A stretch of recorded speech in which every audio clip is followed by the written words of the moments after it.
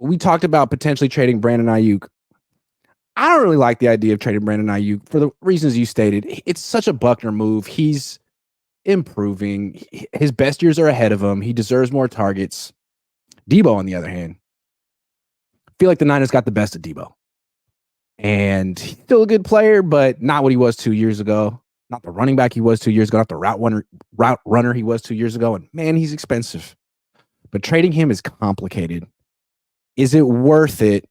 I mean, the sense that if you trade him now, I'm guessing you could get more for him than if you traded him next year. But if you trade him now, there also is this huge dead cap hit that comes along with it. What do you think? It is an interesting thing because I didn't think they should have extended him when he wanted the extension. I thought they should have traded him, especially with the rumors around that the New York Jets wanted to give up pick 10. The Niners wanted their higher pick. Um, for me, I definitely would trade Deebo. Now, I don't know if you do it now because it doesn't really help you in the sense of you want to be all in for the Super Bowl. And like the Niners keep saying, we're all in, we're all in.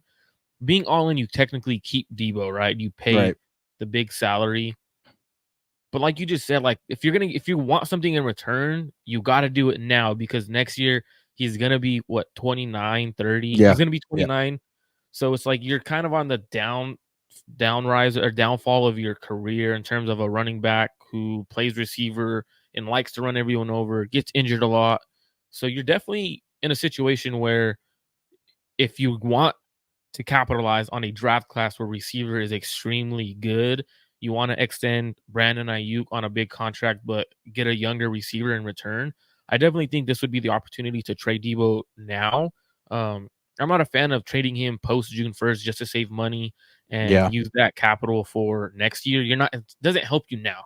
No, that's a good point. If you're going to trade Deebo, you need to do it nowish and get something in the draft or trade him for another player. I don't know how you want to do it, but I'm kind of into it. I feel like if you trade him now, you might be able to get someone good at another position, a draft pick that you could use on a tight end or an offensive lineman or whatever. I don't think the Niners need Deebo Samuel anymore. Like, he's great if you get the ball in his hands, but it's getting harder and harder to do that. You throw him some screens, 3 or 4 screens a game. He might take one to the house, but other than that, how is he getting open if they play man-to-man coverage? If it's a good defense, it's tough. For me, I definitely like when you look at it, like if you could get a second or third rounder for him, I think you got to do it this year with such a deep class. You could get a guy like Malachi Corley, who essentially a lot of people are comparing him to Deebo in the sense of his run after the catch ability. I think he's a much better route runner. So you could look at that, or you could go a guy like Ricky Pearsall, who is really probably one of the better route runners in this draft class. He's could catch in traffic.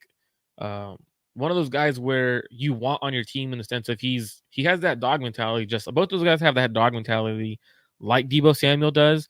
So if you do want to upgrade, not necessarily upgrade, but get a young receiver in this draft class after trading Deebo, you could. It just, for me, like you got to eat 20 plus million in dead cap. So for me, it's kind of interesting in the sense of you don't like paying a player to play for another team. And I know the Niners don't want to do that.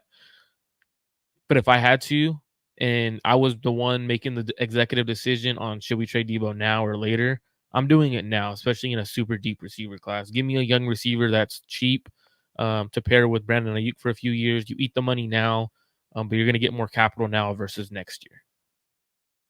Yeah, absolutely. I would trade him now. Sorry. I think you could get.